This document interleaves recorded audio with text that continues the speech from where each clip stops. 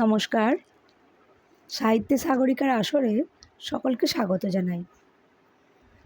আজ আমি পাঠ করছি আমাদের সকলের প্রিয় বহুমুখী বিরল প্রতিভাধারী সত্যজিৎ রায়ের অন্যতম ছোটগল্প ক্লাস ফ্রেন্ড। সকাল 9:15। মোহিত সরকার সবেমাত্র টাইয়ে ফাঁসটা পরিয়েছেন। এমন সময় তার স্ত্রী অরুণা দেবী ঘরে ঢুকে বললেন, তোমার ফোন। এই সময় আবার কে? কাঁটায় কাঁটায় 9:30 অফিসে পৌঁছানো অভ্যাস মোহিত সরকারের। ঠিক বেরোনার মুখে ফোন এসেছে শুনে স্বভাবতই তার কপালে একটা চিন্তার ভাঁজ পড়ল। অরুণা দেবী বললেন, বলছে তোমার সঙ্গে স্কুলে পড়তো। স্কুলে? বোঝো। নাম বলেছে?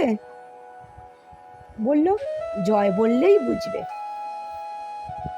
30 বছর আগে স্কুল ছেড়েছেন মোহিত সরকার।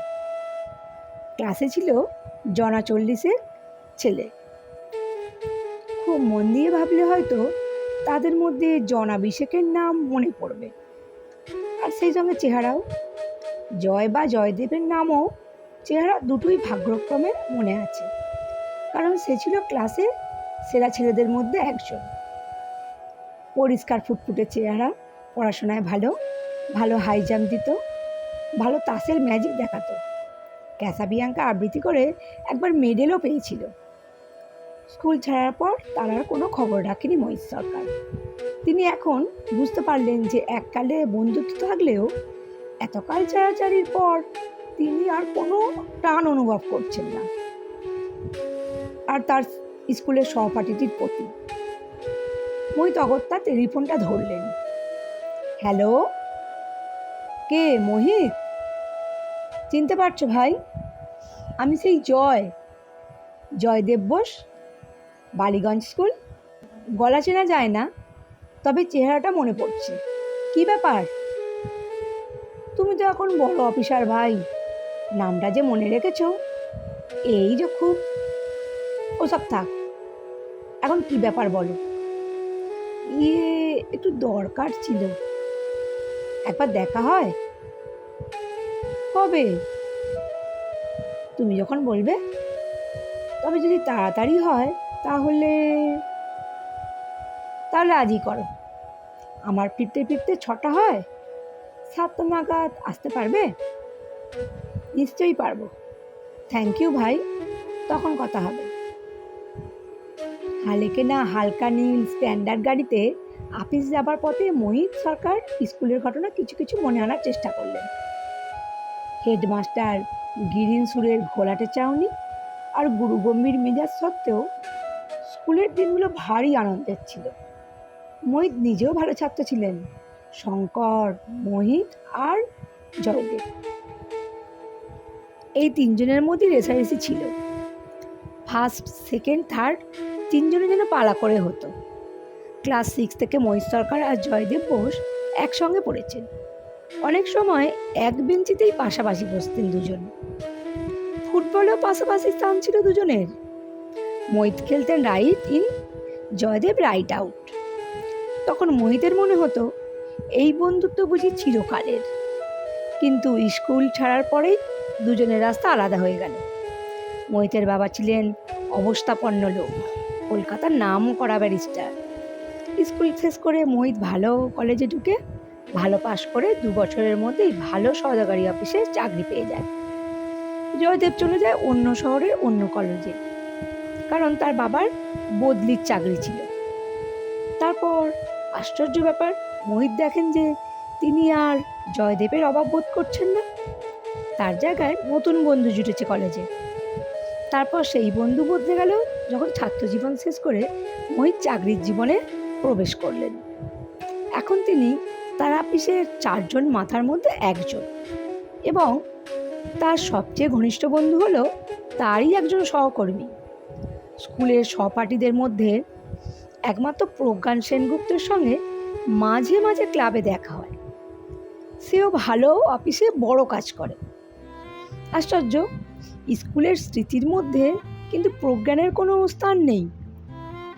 অথচ জয়দেব, যার সঙ্গে 30 বছর দেখাই হয়নি, স্মৃতির অনেকটা জায়গা জুড়ে দখল করে আছে সে। এই সত্যটা মোহিত পুরোনো কথা ভাবতে ভাবতে বেশ ভালো করে বুঝতে পারলেন। মোহিতের অফিসটা সেন্ট্রাল এভিনিউতে। চৌরঙ্গি আর সুরেন ব্যানার্জির সংযোগস্থলের কাছাকাছি আসতেই গাড়ির ভিড়, মোটরের হর্ন আর বাসের ধোঁয়া মোহিত সরকারকে স্মৃতির জগৎ থেকে হুড়মুড়িয়ে বাস্তব জগতে এনে ফেলল। হাতের ঘড়িটার দিকে চোখ পড়াতে মোহিত বুঝলেন যে তিনি আজ মিনিট 3 লেট হবেন। অফিসের কাজ সেরে সন্ধ্যায় তার লি রোডের বাড়িতে যখন ফিরলেন মোহিত, তখন তার মনে বালিগঞ্জ গভর্নমেন্ট স্কুলের স্মৃতির কণামাত্র অবশিষ্ট নেই। সত্যি বলতে কি, তিনি সকালের টেলিফোনের কথাটাও বেমালুম ভুলে গিয়েছিলেন। সেটা মনে পড়ল যখন বেয়ারা বিপিন বৈঠকখানায় এসে তার হাতে রুল টানা খাতার পাতা ভাঁজ করা ছেঁড়া একটা চিরকুট দিল। তাতে ইংরেজিতে লেখা Joydev Bose as per appointment. রেডিওতে বিবিসির খবরটা বন্ধ করে মোহিত বিপিনকে বললেন, ভেতরে আসতে বল। আর বলেই মনে হলো জয় এতকাল পরে আসছে, তার জন্যে কিছু খাবার আনিয়ে রাখা উচিত ছিল। আপিস ফেরতা পার্কস্ট্রিট থেকে কেক পেস্ট্রি জাতীয় কিছু আনা তার পক্ষে খুবই সহজ ছিল, কিন্তু খেয়াল হয়নি। তার স্ত্রী কি আর নিজে খেয়াল করে এ কাজটা করেছেন? চিনতে পারছো? গলার স্বর শুনে আর সেই সঙ্গে কণ্ঠস্বরের অধিকারীর দিকে চেয়ে মোহিত সরকারের যে প্রতিক্রিয়াটা হলো, সেটা সিঁড়ি উঠতে গিয়ে শেষ ধাপ পেরোনোর পরেও আর এক ধাপ মনে করে পা ফেললে হয়। চৌকাঠ পেরিয়ে যিনি ঘরের ভিতরে এসে দাঁড়িয়েছিলেন, তার পরনে ছাই রঙের বেখাপ্পা ঢলঢলে সুতির প্যান্টের ওপর হাত কাটা সস্তা ছিটের শার্ট, দুটির কোনোটাতেই পশ্চিমকালে স্ত্রীর সংস্পর্শে এসেছে বলে মনে হয় না। শার্টের কলারের ভিতর দিয়ে যে মুখটি বেরিয়ে আছে, তার সঙ্গে অনেক চেষ্টা করেও মোহিত তার স্মৃতির জয়দেবের সঙ্গে কোনো সাদৃশ্য খুঁজে পেলেন না। আগন্তুকের চোখ কোঠরে বসা, গায়ের রং রোদে পুড়ে ঝামা, গাল তোবড়ানো, থুতনিতে অন্তত 3 দিনের কাঁচা পাকা দাড়ি, মাথার উপরাংশ মসৃণ, কানের পাশে কয়েক গাছা অবিন্যস্ত পাকা চুল। প্রশ্নটা হাসিমুখে করায় ভদ্রলোকের দাঁতের পাটিও দেখতে পেয়েছেন মোহিত সরকার, এবং মনে হয়েছে পান খাওয়া ক্ষয়ে যাওয়া অমন দাঁত নিয়ে হাসতে হলে হাত দিয়ে মুখ ডেকে হাসা উচিত। অনেক বদলে গেছি না? বসো। মোহিত এতক্ষণে উঠে দাঁড়িয়েছেন। সামনের সোফায় আগন্তুক বসার পর মোহিত নিজের জায়গায় বসলেন। মোহিতের নিজের ছাত্র জীবনের কয়েকটি ছবি তার অ্যালবামে আছে। সেই ছবিতে 14 বছর বয়সের মোহিতের সঙ্গে আজকের মোহিতের আদল বার করতে অসুবিধা হয় না। তাহলে একে চেনে এত কঠিন মনে হচ্ছে কেন? 30 বছরে একজনের চেহারায় এত পরিবর্তন হয় কি করে? তোমাকে কিন্তু বেশ চেনা যায়, রাস্তায় দেখলেও চিনতে পারতাম, ভদ্রলোক কথা বলে চলেছেন। আসলে আমার ওপর দিয়ে অনেক ঝড়ঝাপটা বয়ে গেছে। কলেজে পড়তে পড়তে বাবা মারা গেলেন, আমি পড়া ছেড়ে চাকরির ধান্দায় ঘুরতে শুরু করি।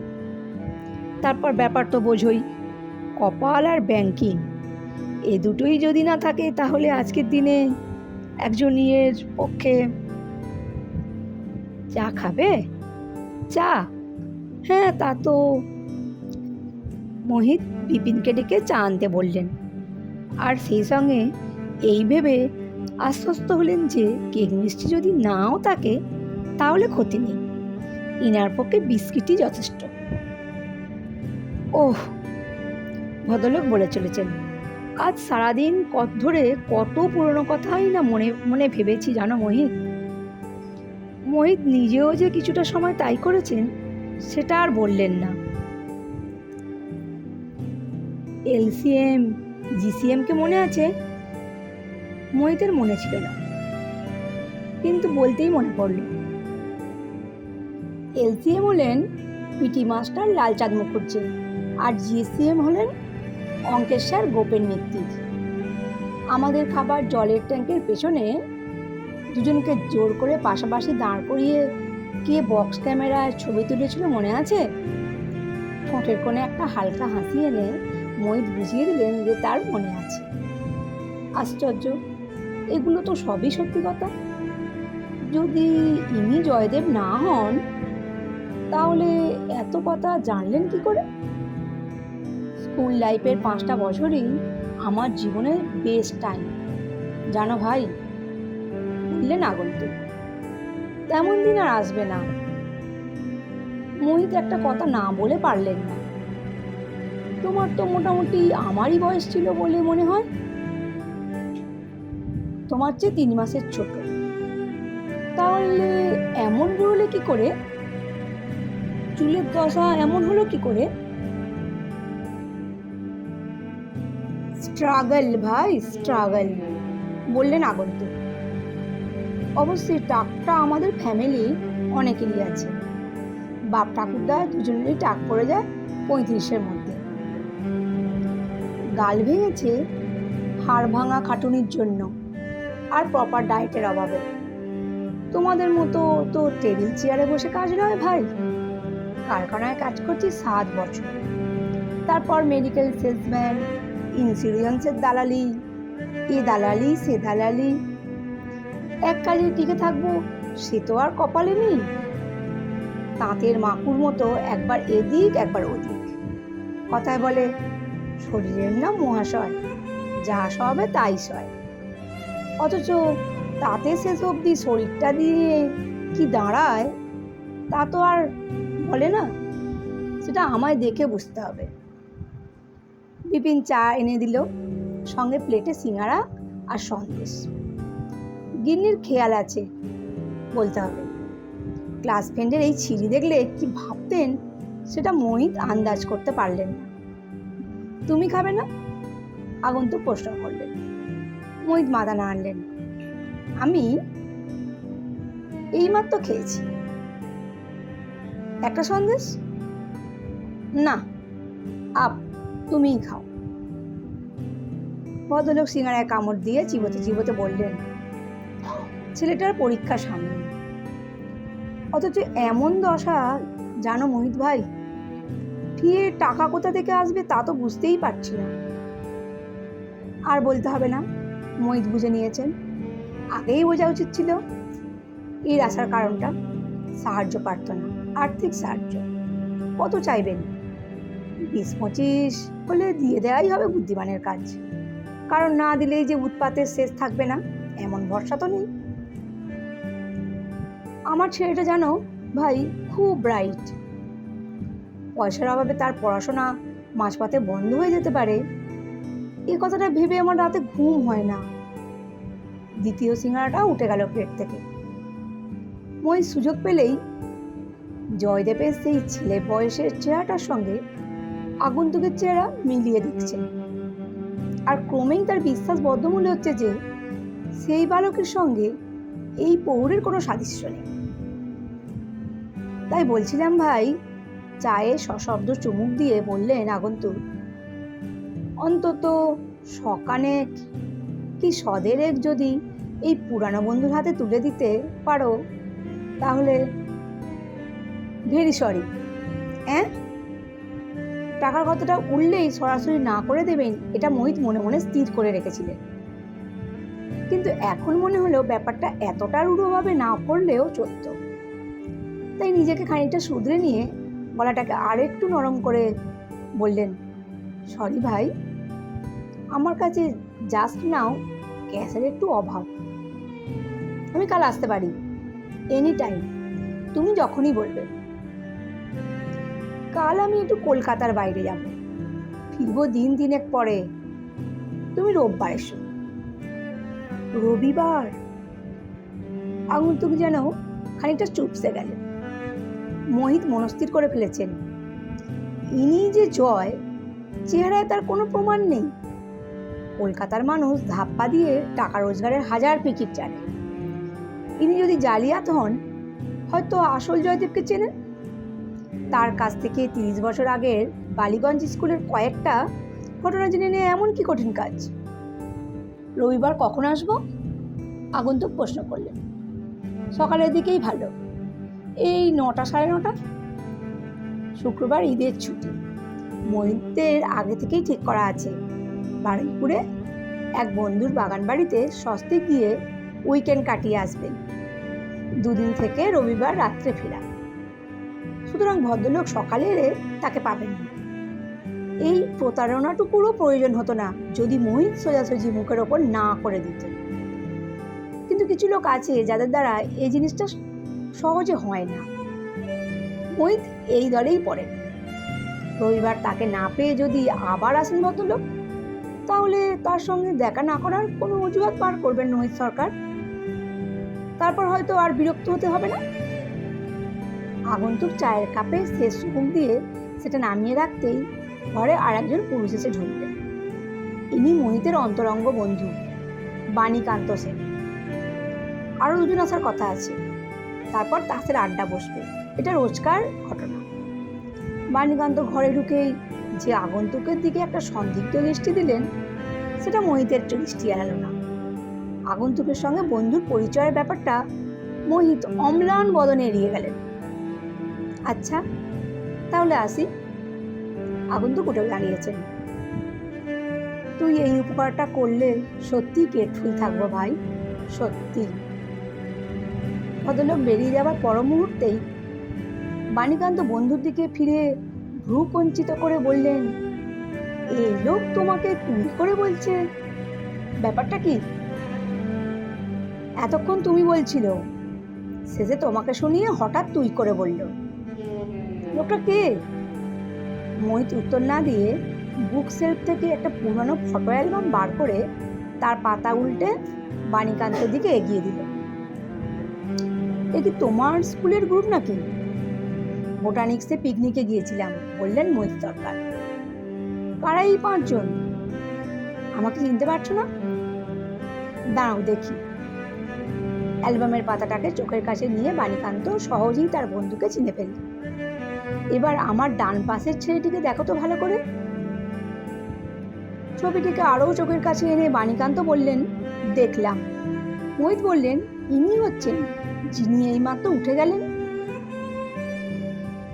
স্কুল থেকে কি জুয়া ধরেছিলেন নাকি? অ্যালবামটা সশব্দে বন্ধ করে পাশের সোফায় ছুঁড়ে ফেলে দিয়ে প্রশ্ন করলেন বাণীকান্ত। ভদ্রলোককে অন্তত 32 বার দেখেছি রেসের মাঠে। সেটাই স্বাভাবিক, বললেন মোহিত সরকার। তারপর আগন্তুকের সঙ্গে কি কথা হলো সেটা সংক্ষেপে বললেন। পুলিশে খবর দে, বললেন বাণীকান্ত। চোর জোর চোর জালিয়াতির ডিপো হয়েছে কলকাতা শহর। এই ছবির ছেলে আর ওই জুয়ারি এক লোক হওয়া ইম্পসিবল। মোহিত হালকা হেসে বললেন, রবিবার এসে আমাকে না পেলেই ব্যাপারটা বুঝবে, তারপর আর উৎপাত করবে বলে মনে হয় না। বারুইপুরে বন্ধুর পুকুরের মাছ, পোলট্রির ডিম আর গাছের আম, জাম, ডাব, পেয়ারা খেয়ে বকুল গাছের ছায়ায় 17 ইঞ্চি পেতে বুকে বালিশ নিয়ে তাস খেলে শরীর ও মনের অবসাদ দূর করে রবিবার রাত 11টায় বাড়ি ফিরলেন মোহিত সরকার। বিপিন বেয়ারের কাছে শুনলেন যে সেদিন যে ভদ্রলোকটি এসেছিলেন তিনি আজ সকালে আবার এসেছিলেন। যাবার সময় কিছু বলে গেছেন কি? আগে না, বলল বিপিন। যাক, নিশ্চিন্ত।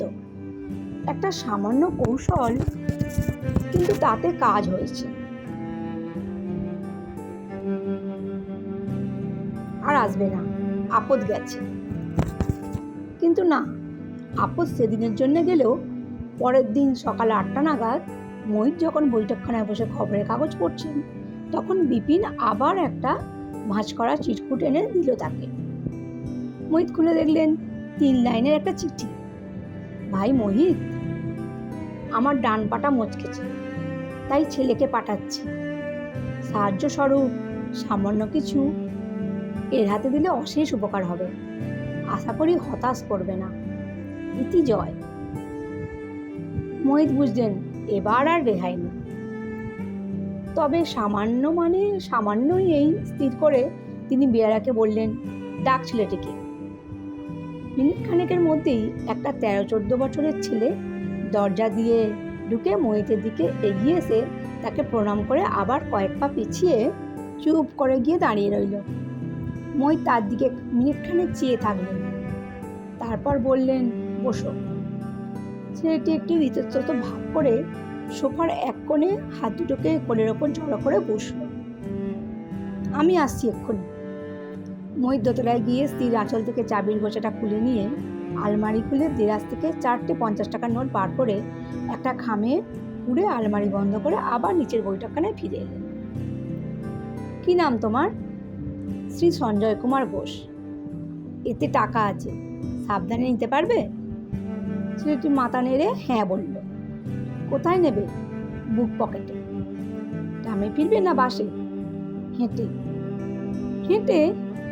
কোথায় বাড়ি তোমার? মির্জাপুর স্ট্রিট। এত দূর হাঁটবে? বাবা বলেছেন হেঁটে ফিরতে। তার চেয়ে এক কাজ করো, ঘন্টাখানেক বসো, চা মিষ্টি খাও, অনেক বই টই আছে দেখো। আমি 9টায় অফিসে যাব, আমায় নামিয়ে দিয়ে আমার গাড়ি তোমায় বাড়ি পৌঁছে দেবে। তুমি বাড়ি চিনে দিতে পারবে তো?